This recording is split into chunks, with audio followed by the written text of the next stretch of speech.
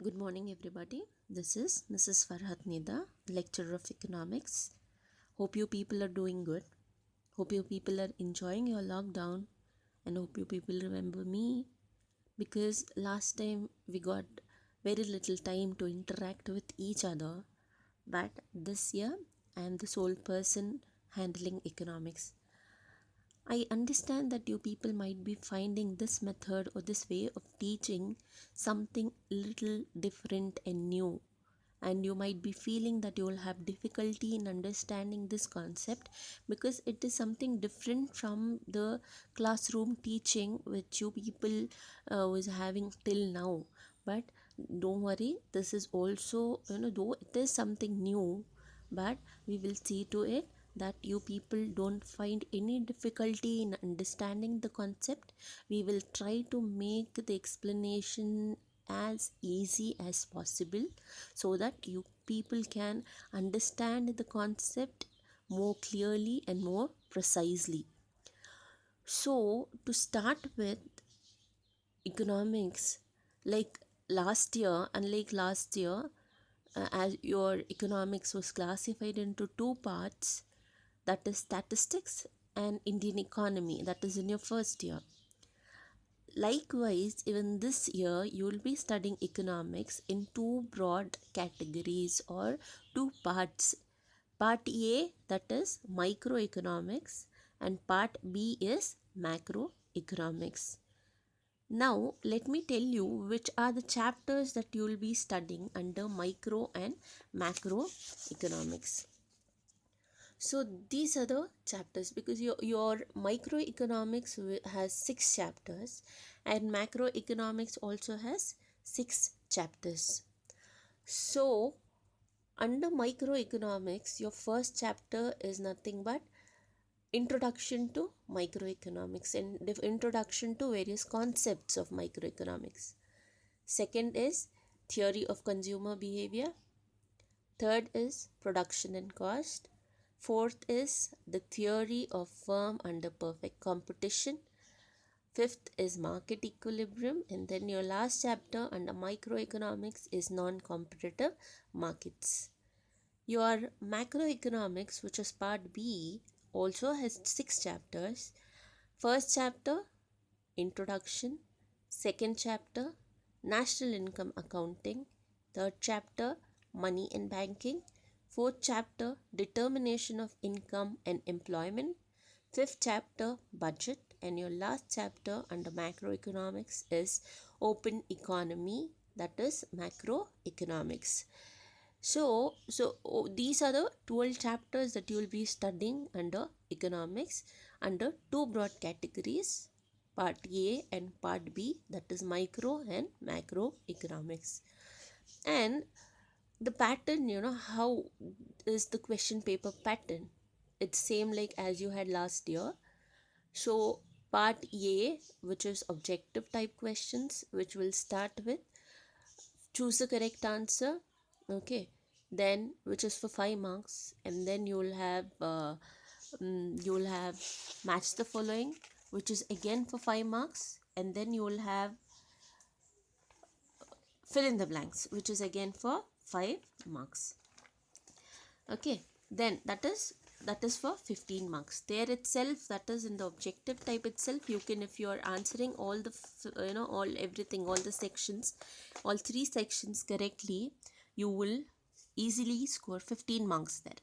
Okay, and then your under section E itself, you have another another main, that is fourth main, which is one sentence 1 mark questions, okay, which is where you will have 5, you will have to answer 5 questions. Then your part B is a 2 mark question, okay, part B 2 mark question, where you will have to answer 9 questions under part B. Okay, so part B is for 18 marks. Fine, part A is 20, part B is 18 marks. Then part C, but you will have choice, not to worry, you will have choice. Part C, that is your 4 mark questions, you will have to answer 7 questions under part C. 7 questions. That is, each question will carry 4 marks. So 4 into 7, that is, part C is for 28 marks. Part D, sorry, yeah, part D is 6 mark questions, where you will have to answer 4 questions, each question carrying 6 marks. So that is for part D is for 24 marks. And part E, which is project oriented questions, first chapter does not have this first chapter under microeconomics does not have any project oriented question, but your project oriented questions will start from your second chapter. Project oriented questions, that is, you will have 3 questions, out of which you're supposed to answer 2, and each question carries 5 marks. So part E is for 10 marks. So, and it is practical, that part D includes practical oriented questions, where you will have practical questions from microeconomics and your theory questions from macroeconomics. But it is not only the practical questions, and not only under section E, you will have practical questions even for 6 marks, and you have practical questions even for 4 marks. So under microecon, practical questions for 6 and 4 marks are from your part A, that is microeconomics. Okay, so we will, as we move on with the explanation from from first chapter to your second chapter, you will have practical questions there. And as in how we move on with our explanation, you will have many practical questions, but not to worry, I'll be giving you the important questions, so you not have any difficulty. That those questions are very simple and very easy. The only thing is you need to remember the formulas, that's all. If you remember the formulas, you can easily solve those practical questions without any difficulty and score full marks. Fine. Now let us begin with your first chapter under microeconomics, that is Introduction to Microeconomics. Introduction to Microeconomics. Now, before starting on with the what is microeconomics, and what is the difference between micro and macroeconomics, you need to know what economic actually is. Without understanding the meaning of economics, it is it's not possible to understand the other concepts under economics. So what is economics? What actually is economics? If I ask you what is economics, you'll end up telling me microeconomics. So economics is derived from a Greek word, no, okos and nomos. That's not the that is the derivation part, but the meaning of economics. Economics is nothing but it's a social science. Economics is a branch of social science. Okay, it is a science which studies human behavior as a relationship between ends and scare means, which have alternative uses. Okay, now ends are nothing but your wants, human wants, which are unlimited in nature. Human wants, your wants which are unlimited in nature. It is not only unlimited in nature, but it is also, human wants are recurring in nature. It keeps on it keeps on repeating every day. And then this scarce means are nothing but the resources to satisfy those unlimited wants. What are the resources? Okay, the here basically when you study the relationship of human when you're studying human behavior as a relationship between ends and scare means, that is nothing but means are the resources that are available with human being in order to satisfy those unlimited wants. Okay, now means are nothing but money which you have with you to satisfy your unlimited wants. Okay, though the here the resources are not only scarce, but they also have alternative, or you can say the resources that you have can be put to many uses. Okay, it has alternative uses. So economics is nothing but it is a science which studies human behavior as a relationship between ends and scare means, that is the means which has alternative uses. As I said, ends are nothing but human wants which are unlimited in nature. Okay. And scarce means is nothing but the resources to satisfy human wants, and resources are limited in nature. Now these unlimited, sorry, these limited, this limited resources have alternative uses, or you can say these has many uses. Limited resources have many uses. And here, let me give you an example, like ends your wants. Okay, like in your day-to-day life, in your day-to-day activity, you might, when you wake up in the morning, you have many wants from morning till night. The time you go to bed, you have many wants. Like in the morning when you wake up, a want for, it can be want for toothbrush, want for toothpaste, want for shampoo, want for soap, and then want for, when you are traveling, when you are traveling from college, from your home to college, want that is you will you know you are not, you cannot travel for free. You will have to pay when you are traveling, either in an auto or in a bus. You will have to pay. Even if you are traveling in a bus, you will have to pay for the ticket. Okay, and if you're traveling in the auto, you'll have to pay the fare, auto fare, right? So that is also once. When you come to college, okay, you might be wanting a book, so want for a book, want for a pen. You go have lunch in a canteen, so want for food. Okay, and likewise from morning till evening in a day, you have n number of wants. But the wants, those wants can be satisfied only using what? Are those wants available for free? So, or all those goods are available for free? No. To satisfy those unlimited wants, you need what? You need money. Money is a resource which is used to satisfy your wants. But the money with you are limited. Okay, suppose your father, when you live to college, your father might be giving you 100 rupees. Okay, so using that 100 rupees, you will have to satisfy all your wants, like want for a book, want for a pen, you want to have lunch in canteen, so to pay for the lunch and you have in the canteen. Okay, so the same 100 rupees will have to be used for book, for pen, for lunch, and for many other things. So you cannot satisfy all the wants together at the same time. Okay, because you have only 100 rupees with you, you have limited resources. So but your wants are unlimited in nature.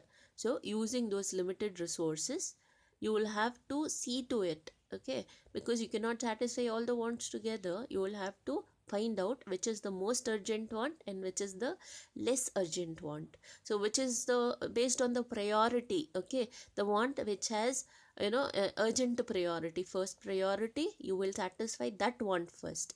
And the want that has, less priority, that is less important, that you will be satisfying and or keeping it for later.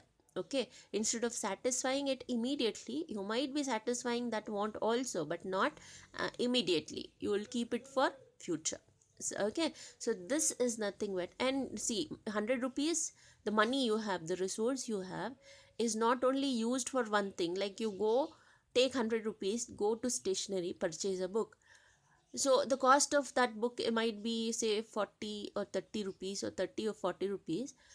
You pay 100, you give 100 rupees to the the person in the stationery. He'll take 30 rupees and return back the remaining amount. Will he keep the entire 100 rupees? No. Okay, so he'll give you the remaining amount. So remaining amount you will be using for to satisfy other wants. So the resource you have has alternative uses, can be used for many things. It is not used only for one particular, to satisfy one particular want. It is used to satisfy many wants. So the resources, the limited resources available with you, have alternative uses, many uses, can put to many uses. Now how? By using the limited resources, you satisfy your wants by using the available resources. So economic usage of resources in order to satisfy the human wants by using the resources available with him is nothing but economics. Is that clear? Now let us move on to, here, how the problem of choice. The problem of choice. The problem of choice is nothing but the problem faced, you know by the problem faced for making a choice or selection of wants. Now here, as I said, you have limited resources with you, but you have many wants to be satisfied by using those limited resources. Because your resources are limited, you cannot satisfy all the wants at the same time. You will have to select, you will have to make a choice among those wants based on the priority. Okay, which is the most important one, that will be given the first priority. You will satisfy that one first using the resource you have. The one that is less important, or which holds less priority, will be kept for future. You will not satisfy that immediately, that will be kept for future. So that is nothing but problem of choice. So how does this problem of choice arise? Okay, why does problem of choice arise? Problem of choice arise mainly due to satisfaction of unlimited wants out of limited resources which have alternative uses. It's a 1 mark question. This problem of choice is a 1 mark question. Okay, why does a problem of choice arise? Problem of choice arises because of satisfaction of unlimited wants out of limited resources that have alternative uses. So that is nothing but, that is how problem of choice arise. Now, under economics, this economics, it deals with various economic activities. Now what is economic activity? Like when you wake up in the morning, you find many people around you. Okay, you at home, it might be your family members, like your mother might be working as a teacher, your father might be a businessman, your brother might be a doctor, okay, or might be an engineer. So when you walk from home to college, on the way you might be finding many people doing many activities. Okay, now the people engaged in economic activity, the people engaged in activities which will earn them income. Okay, when they render their service and they are paid for the service that they render, that is nothing but the economic activity. Like when if your mother is a housewife, she is also doing an activity, she is working from morning till night, but is she paid anything for the service that she is providing for the family members? No, she is not paid anything. That is an activity, but that is not considered as an economic activity. Now economic activity is nothing but activities that people are engaged in. Okay, when people render their service and when they are paid for the service that they are providing to the society, so that is called as economic activity. Now there are various kinds of economic activities. Okay, when you speak about an economy, there are various activities in the economy, like production, distribution, and consumption of goods and services. Producing various goods and services, distribution of goods and services, and consumption of goods and services. So these are the economic activities. Now, economics also deals with how economic agents. Now you studied economic activities, now what are economic agents? Economic agents are the one who are engaged in these economic activities. Economic agent can be an individual person, it can be you. Okay, it can be you. Economic, it is an individual, it can be you, it can be your father who is working as a businessman, he is economic agent. Okay, your brother who is working as a doctor or an engineer, he is an economic agent. Your mother, if she's working as a teacher, because she's providing a service as of a teacher, so that is, she is also an economic agent. So it can be an individual, it can be a business. Okay, like your father is working as a businessman, so a business can be an economic agent, or it can be in government, or it can also be nations. So when these economic agents try to allocate resource, distribute the resources, or use the resources in a proper way, in an economic way, to satisfy their wants. That is economics. It is a study of how various economic agents, that is individual, it can be a business, it can be a government or nations, will try to use the resources that are available with them in order to satisfy, in an economic way, in order to satisfy their wants. Okay, like your family income, for example, like your family income, the income of your mother put together, your brother and your father put together might be 50,000. So how are they going to use this 50,000 to satisfy all their wants, the wants for the entire month?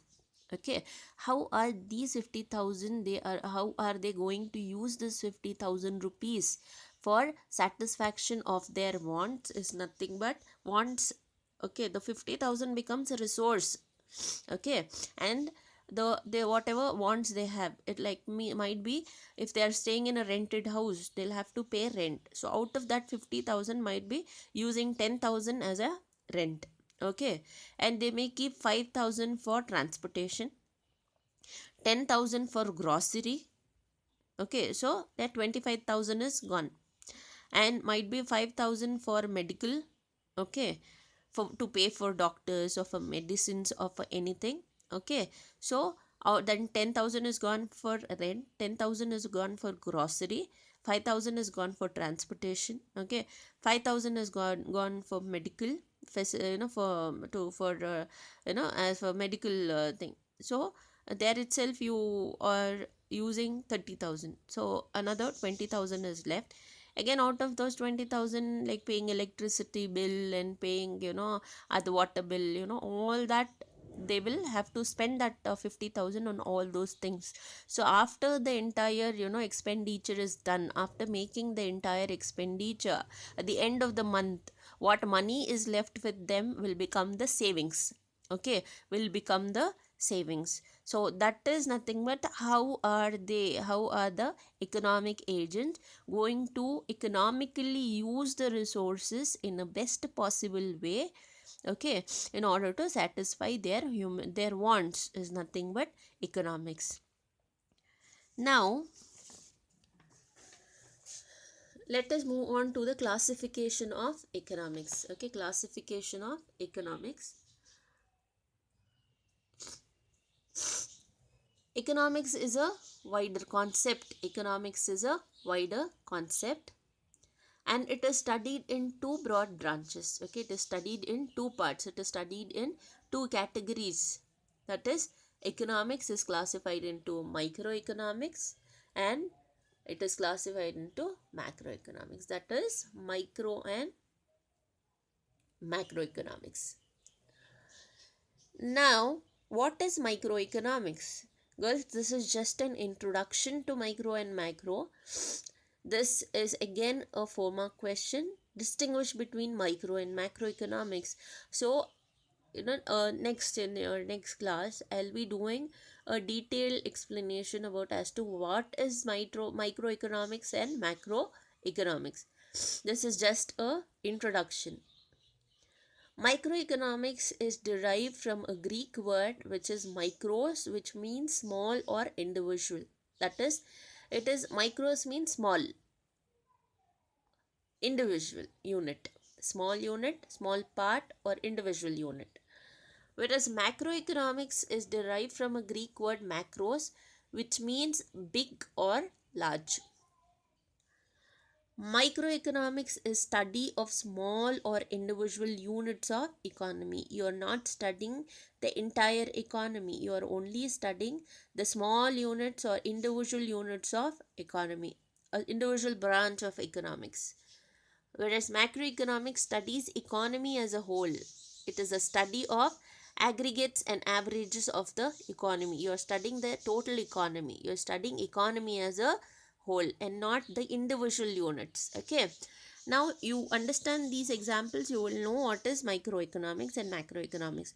So examples: per capita income, individual demand, individual consumption. That is, per capita income is it is a micro concept. Per capita income is micro concept. Per capita is income of individual person. Okay, income of a individual person is per capita income. Individual demand, one person, demand of one person is individual demand. Demand of consumption made by one consumer, one individual consumer is one in a single consumer. Consumption made by one single consumer is individual consumption. And the aggregate part of all these three, that is aggregate concept of per capita income, is national income. Okay, income of all the people put together, you will study, that is national income, income of the nation as a whole.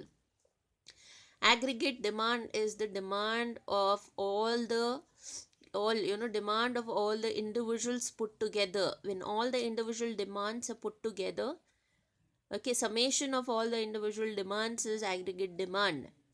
Aggregate consumption is a macro concept of individual consumption. When you put the individual consumption, all the individual consumptions together, you get aggregate consumption, total consumption.